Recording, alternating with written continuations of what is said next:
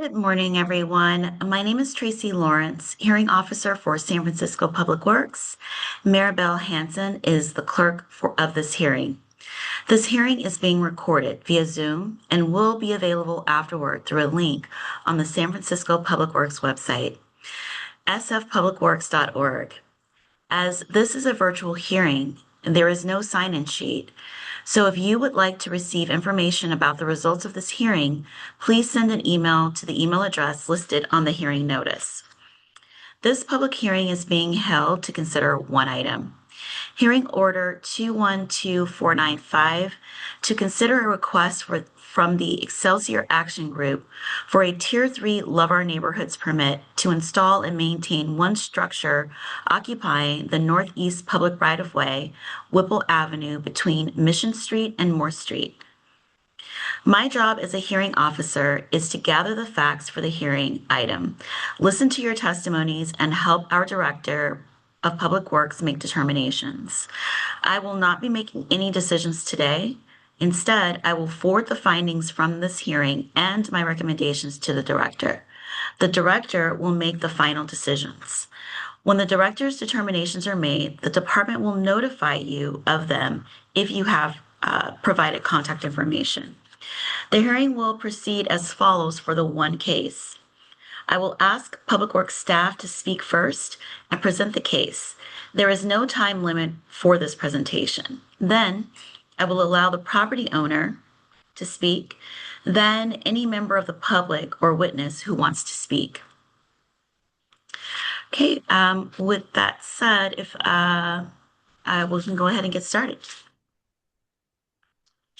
Good morning, everybody. My name is Teresa. Let me go ahead and share my screen.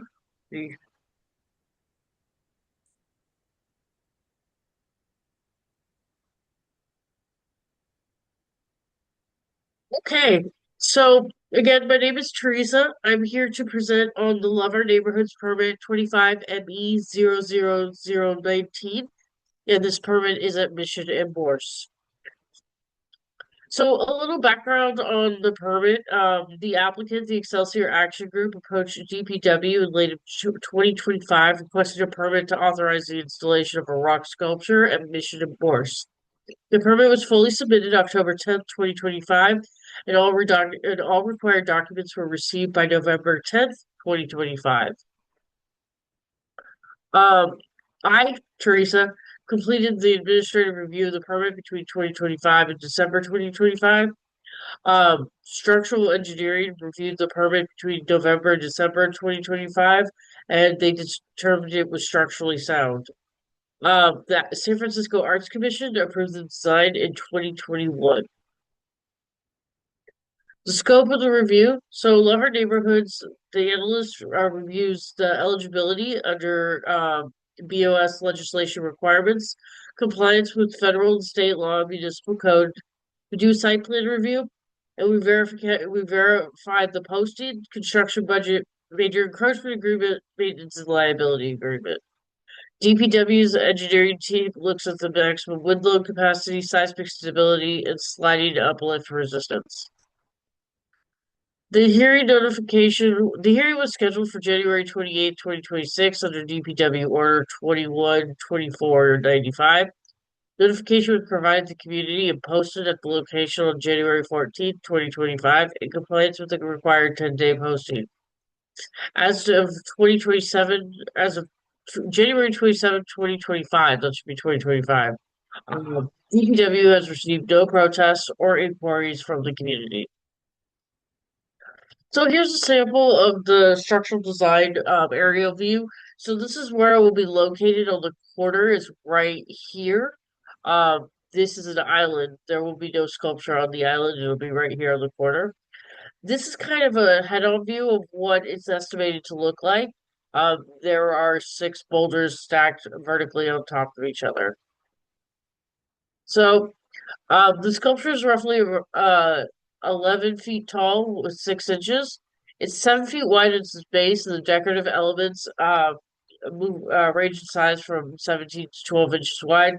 And there's a square base with 6 boulders stacked vertically. So here's what it looks like.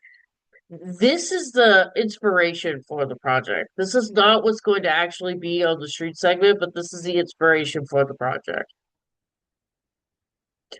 Um, we have determined that the permit is in the amenity is in compliance with applicable code and regulations, and we recommend it for approval.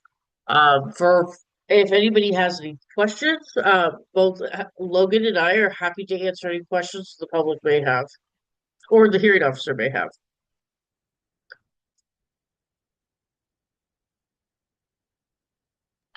Okay. So the question that I have is, when you said that there were notifications made to the community, you said posted at that location. What other efforts for outreach were made?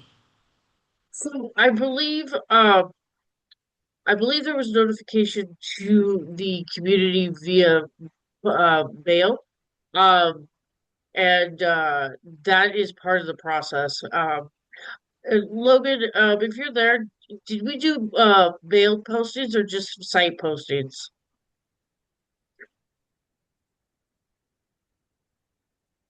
Well, generally what it is we do mail postings for murals. We do site postings for these sculptures, these elements. Okay. Um, Um, uh excuse me, Officer Lawrence. Did you want the appellant or the uh property owner to be speaking? Oh, yes, thank you. I was not aware that they were here, but yes, please. And would that be Flores? Are you the appellant or do you just have a public comment? Hi, I am Mel Flores. I work with the Excelsior Action Group. I um, I wrote the original community challenge grant based on an idea that I had, and I just wanted to answer the question that yes, we did the required mailing That's to. perfect. I don't recall within 300 feet, or I don't recall the details, but Logan provided us with addresses, and we did mail the hearing notice to all of those folks within that region. Okay. And then do you have a plan for maintenance for the structure? Yes, we did submit a mail. Graffiti? Okay. Yeah. And the Excelsior Action Group, we have also done this. We have previously been involved with Kenny Alley, which is a mosaic staircase in the Excelsior, and have provided maintenance there, and also a sculpture that we did at the corner of Mission and Geneva called Ever Upward. So we've been involved for a while, and we also manage the Community Benefits District, which has been recently formed within the last couple of years. Okay. Okay. And then Teresa, you were saying that it met all the compliance because based on the photos, it looks like there are some curb ramps there, like three.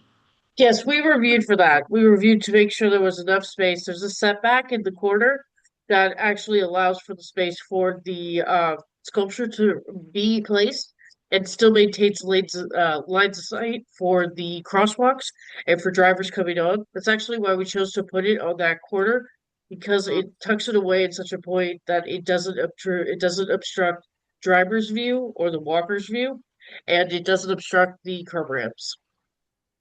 Okay. And then for the base, is that a crowded area where there are a lot of people walking, children? So there is a community center across the street, but again, we put it in this position because it's set back from the actual path of travel. And that's something we reviewed for. It's actually let me bring this up. Yeah. So right here, this path of travel will all be maintained. Okay. The sculpture is actually going to be over here. This is a bush that's currently there that's going to be removed. Okay. So this is where the sculpture is going to sit. Okay, I was a little confused. I didn't know if that was like the bush or that Yeah. was where the structure was going to be. And then looking at the picture, it does look like it's kind of close to the curb ramps. Okay. Yeah, and as you can see, there's actually a setback here. There's a fence in the back that sets the property back. And so this location, actually, we review for curb ramps to make sure that there's required space between the start of the curb ramp and the sculpture. So we don't just measure from the curb, we measure from the beginning of the curb ramp right here to the sculpture to make sure maintain path of travel. Okay. Okay, I think that is all the questions. Maribel, is there someone else who's speaking? And this is like the I'm sorry, and this is like the public sidewalk, and then the adjacent property belongs to someone owns that, Private, yeah, private entity. and they have given approval. They're fine with that being there. As far as I know, because everybody was notified well in advance, and the Excelsior Action Group has actually taken time to do outreach on this as well.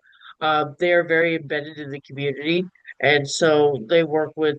This was a much larger scale project that we had initially started, and so it's kind of reduced in size to make sure that we still have access to the right of way, to make sure that the lights side are there, and to make sure that the property owner still has access to the property and such. Okay. Okay. Maribel, is there someone else who needs to speak on behalf, or was it just Mel and Teresa? Yes, so there are no other guests or attendees at this point. At this time, Mr. Flores is the only one in attendance as far as the public. Okay. Um, okay, so if there are no more comments for this item, I will now close the item and then make my recommendations to the director. Sounds great. I'm going to go ahead and discontinue the recording at this time. Is that okay with you? That's fine. Okay, thank you. I'm sorry, Mel, you were going to say something? I just said thank you very much. Thank you. Of course, you're welcome. Teresa. Thank Have you. a good day. All right. Yeah, thanks. Okay, bye. Bye. Bye, everybody.